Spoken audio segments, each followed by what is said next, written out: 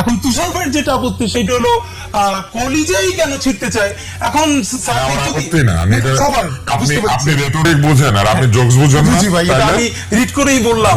এখন এটা আপনি আপনার গালে রেটরিক আর আমারটা এখন আপনি এটা ভাই কৌশলে যেটা করেছেন, আপনি তো ভালো বিতর্কিক, এই জন্য এটার আপনি ভালো বিতর্ক করেন, আপনি সার্জিসকে ডুবানোর জন্য এটা আপনি ভালো বিতর্ক করেন।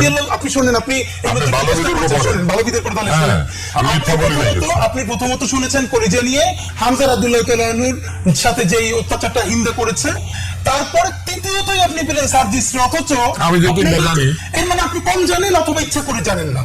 কারণ আমি অন্তত আমি তো আপনার হাঁটুর বয়সের বাচ্চা, সেই হিসাবে আমি অন্তত বহু পলিটিক্যাল রেটরিক শুনেছি কলিজা ছিঁড়ে ফেলা হবে। এর মানে কি এটা কি ভালো হবে সেটা বলছি না, কিন্তু ফ্রেমিংটা হলো তুষার ভাইয়ের মতো বিদগ্ধ মানুষ যখন হামজা রাদিয়াল্লাহু তাআলা আনহুর সাথে যেটা ঘটেছে হিন্দে করেছে, এইটার সাথে যখন সার্জিসের বক্তব্যকে রিলেট করে দেখেন, আমি সার্জিসের ভাই বক্তব্যটা ভালো না মন্দ সেটা বলেন, আমি সেটা বলতেছি ভাই। আপনি আমার সমালোচনা করতে কেন আসেন নাই?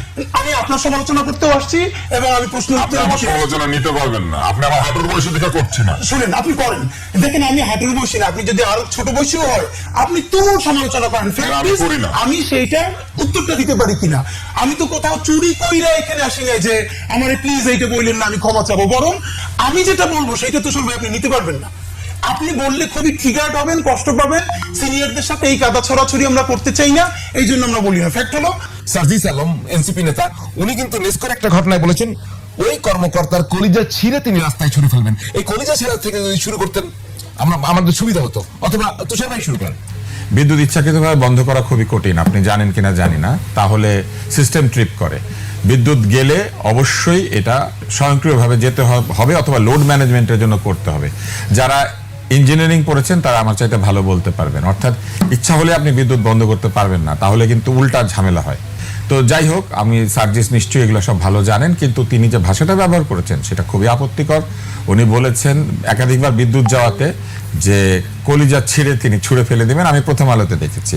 এখন কলিজা ছেঁড়ার ঘটনা আমরা যারা মুসলিম আমরা খুবই খারাপভাবে দেখি, কারণ আমাদের নবীজি হযরত মুহাম্মদ সাল্লাল্লাহু আলাইহি ওয়াসাল্লামের চাচা বীর হামজা রাদিয়াল্লাহু তাআলা আনহুর কলিজা যুদ্ধক্ষেত্রে ছিঁড়ে হিন্দা সেটাকে ছিঁড়ে নাকি চিবিয়েছিল। এরপরে আমরা এখন যিনি প্রিমিয়ার ব্যাংকের চেয়ারম্যান আরিফুর রহমান, তিনি একটা সংবাদ করেছিলেন বিচিত্রায়, তখন সেখানে আমাদের ঢাকা মেডিকেল কলেজের ডোম খলিলুল্লাহ সে মৃত ব্যক্তির কলিজা ছিঁড়ে সেটাকে সে খেয়ে ফেলতো। আমি তৃতীয় ব্যক্তি পেলাম সার্জিস, যিনি কলিজা ছিঁড়তে চাচ্ছেন। এখন এই যে কলিজা ছেঁড়ার যে কথাটা, এটাও আমার কাছে খুব হাস্যকর মনে হচ্ছে, এই জন্য যে শরীরে এত অঙ্গ থাকতে উনি কলিজা কেন ছিঁড়তে চাচ্ছেন। সাহস কলিজার মধ্যে থাকে, এটা একটা ভুল বাগধারা। কারণ একটু পরে ওনারা বলবেন হৃদয়ে সাহস নিয়ে বুক চিতিয়ে দাঁড়িয়ে গিয়েছে। কলিজা চিতিয়ে কেউ দাঁড়ায় না রে ভাই, দুই হাত যখন দুই দিকে ছড়ায় দেয় বুক চিতিয়ে দাঁড়ায়।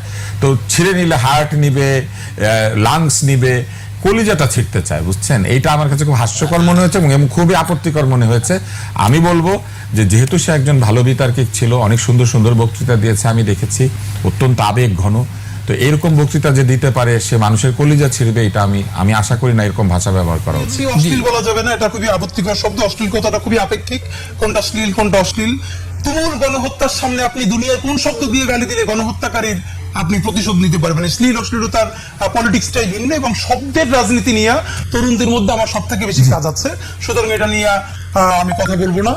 আর সার্জিসের যেটা হয়েছে দেখেন, এটা যারা মেটাফোর্স বোঝে, রিটোরিক্স বোঝে, অফকোর্স এখন এর মানে কি, ওর সার্জিসের সামনে এসে যদি নেস্কর একজন আইনে দেয়, সে কি লিটারেলি তার কলিজা ছিঁড়তে পারবে?